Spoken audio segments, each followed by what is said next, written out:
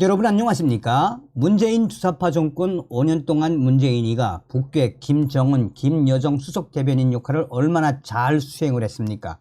그러나 윤석열 대통령 시대에는 북괴 김정은을 강하게 옥죄이고 있지요. 정성산 TV가 가열차게 주장하는 캠페인이 무엇이겠습니까? 우리는 반드시 윤석열 대통령 시대에 북괴 김정은 멸망, 북한 동포를 해방시킬 수 있는 자유북진 통일의 기틀을 만들어야 한다라는 거 아니겠습니까? 자, 지금 김정은이가 난리나게 생겼습니다. 윤석열 정부 대북 전단, 대북 확성기, 대북 심리전 본격화 시동에 걸었다. 시동이 걸렸다라는 기분 좋은 소식을 전달해 드리도록 하겠습니다.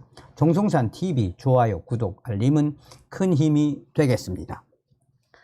김정은이 벌벌 떠는 삐라 대북 심리전 본격화, 대북전단 금지법 위헌, 대북 심리전 족쇄 풀려, 신원식 장관 취임 뒤 대북 확성기 가동 공식화할 듯, 정보당국 북 내부로 정보 유입시킬 준비 완료, 문재인 정부 시절 만들어진 이른바 대북 전단 금지법에 대해 헌법재판소가 위헌 결정을 내리면서 본격적인 대북 심리전을 위한 발판이 마련됐으며 이미 시동이 걸렸다라는 소식들이 터져나오고 있습니다. 9.19 남북 군사 합의 효력을 중지하거나 파기하는 이 부담을 안지 않고 대북 전단 살포 및 대북 확성기 가동을 통한 김정은 압박이 가능해진 것입니다. 이들 심리전 수단은 북한이 가장 두려워하는 비대칭 전력으로 꼽힙니다. 통일부는 지난달 헌재가 남북관계발전법 개정안의 위헌 결정을 내린 뒤 출입 기자단에게 배포한 입장문을 통해 즉각 환영 의사를 밝혔습니다. 김영호 통일부 장관이죠.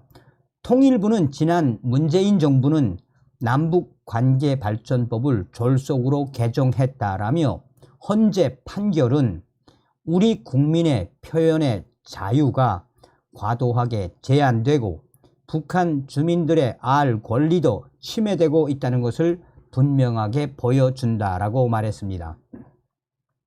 남북관계발전법 개정안은 전단 살포에 따른 김여정의 반발 직후 문재인 정부가 법 제정 의사를 밝힌 탓에 김여정 하명법이라 불리기도 합니다. 2020년 12월 더불어민주당 주도로 강행 처리됐습니다. 대북 전단 살포 등 행위를 3년 이하의 징역 또는 3천만 원 이하의 벌금에 처하도록 하는 조항을 신설한 것입니다. 이 조항으로 군 당국의 대북 확성기 방송과 대북 전단 살포도 묶였었습니다. 전단, 확성기, 정보 유입까지 심리전 족쇄 풀렸다. 윤석열 정부는 이미 대북 심리전을 위한 준비를 마쳤다라며 정부의 고위 관계자는 이미 북한 김정은을 강하게 압박할 대북 심리전 준비를 마친 것뿐이 아니라 시동을 걸었다라고 봐야 한다라고 강조하고 있습니다.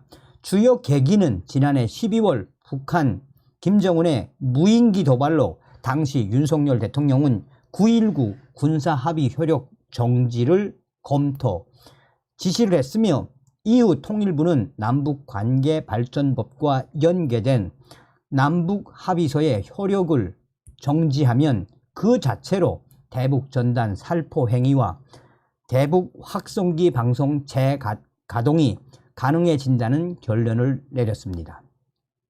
여기에 대북전단 금지법 자체가 위헌이라는 헌재의 판단까지 나왔으니 아무런 걸림돌 없이 전적으로 정부의 결단만 남은 셈입니다.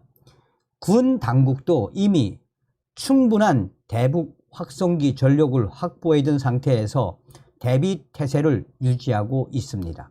태영호 국민의힘 의원이 합동참모본부로부터 제출받은 자료에 따르면 군은 이미 160억 원을 들여 기동 확성기 16대, 고정 확성기 24세트 등 신형 확성기 도입을 완료했습니다. 신형 확성기의 가청 범위는 기동 확성기 기준의 8에서 10km, 고정 대북 확성기는 12km에서 15km로 군사 분계선에서 개성공단까지 방송이 닿을 정도의 최고의 성능이다라고 강조하고 있습니다. 저녁 시간대는 가청 범위가 최대 30km까지 닿는 것으로 알려진 최고의 성능의 대북 방송, 이미 준비는 다 끝내 놓았다라는 것이 군 관계자의 핵심 주장입니다. 국정원 및 정보당국도 대북 심리전을 위한 작업에 착수했습니다. 국가정보원은 지난 5월 북한 김정은을 겨냥한 심리전을 담당하는 대북 심리전국을 1급 독립부서로 신설하고 문재인 정부 시절 회담, 교류 기능을 담당했던 대북 전략국을 폐지했습니다. 신설된 대북 심리전국은 2차장 산하에 편제되었으며 기존의 대공, 방첩 등 국내 파트를 전담해온 2차장은 윤석열 정부가 출범한 뒤 북한 담당 차장으로 바뀌었습니다. 국정원은 북한 주민들에게 정보를 유입하는 심리전을 준비하고 있으며 이미 준비를 다 끝내놓은 상태라고 익명의 정부 소식통은 전하고 있습니다. 효과 만점 심리전, 김정은 벌벌 떠는 비대칭 전력.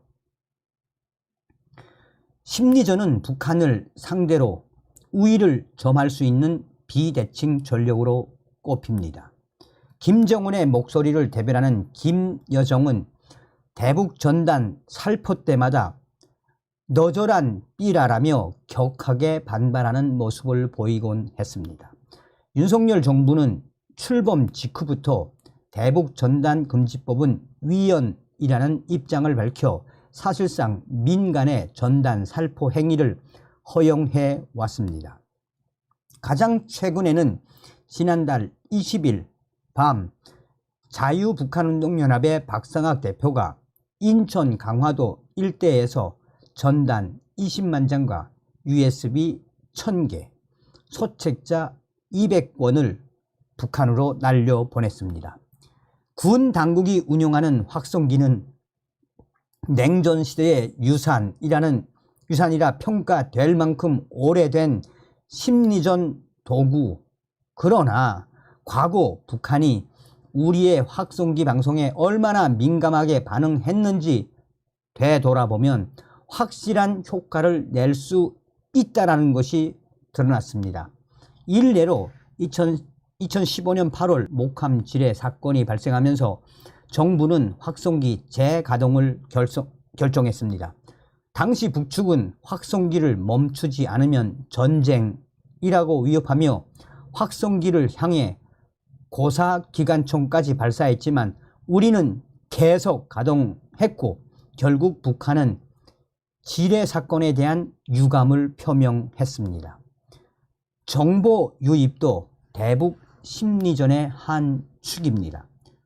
정보 소식통은 윤석열 정부는 국제 문제에서 북한 인권 논의를 선도하는 노력을 통해서도 김정은 정권을 겨냥한 압박 수위를 높이고 있다라며 물밑에서 내부로 정보를 유입시키기 위한 고민도 계속하고 있다라고 강조하고 있습니다. 북한 당국이 밝히지 않은 사실을 유입시켜 주민들을 동요시킨다라는 구상입니다. 예컨대 김정은의 친모가 북한에서 최하층으로 여겨지는 제1교포라는 점, 김정은 일가에도 탈북자가 여럿 있다는 점 등이 아킬레스건으로 꼽힙니다. 신원식 장관 취임하면 확성기 등 심리전 본격화 시동. 북한은 이미 사이버 공격까지 동원하는 등 대남 심리전 수위를 높이고 있습니다. 특히 한국은 한국의 사회적 이슈를 정교하게 악용하는 행태로 진화하고 있습니다. 지난해 10월에는 용산구 이태원 사고 대처 상황 2022 10월 31일 월 06시 00 현재라는 제목의 워드 파일에 악성 코드를 심어 유포했습니다. SK CNC 판교 데이터 센터에서 발생한 화재로 카카오 서비스 장애가 발생했을 때는 카카오 일부 서비스 오류 복구 및 긴급 조치 안내라는 제하에 피싱 이메일을 뿌리기도 했습니다. 정부도 이를 예의주시하고 있습니다. 윤석열 대통령이 지난 4월 북한의 대남 활동 및 간첩 공작에 대한 심리전 강화를 주문한 것이 심리전의 시작을 알리는 것이라는 평가도 나오고 있습니다. 실제 북한은 지난해 전례 없는 도발을 감행하며 미사일을 70발 넘게 퍼부었지만 올 봄 이후로는 정찰위성 발사 외에 중대한 도발을 어느 정도 자제하는 양상입니다. 심리전은 강경파로 꼽히는 김영호 통일부 장관의 이후 신원식 국방부 장관 취임까지 안보 라인 교체를 완료하면 보다 본격화될 것이며 본격적인 시동에 들어갈 전망입니다.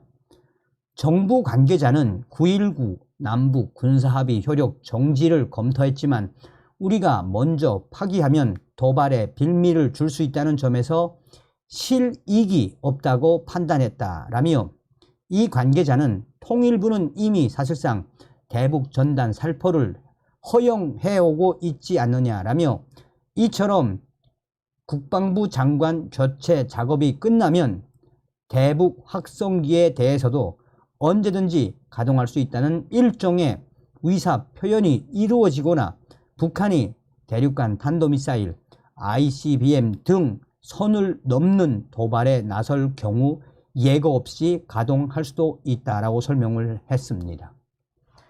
자, 윤석열 정부가 들어와서 이제 계속해서 수위를 올리는 그 핵심이 뭡니까? 다음 시간에 뵙겠습니다. 멸공.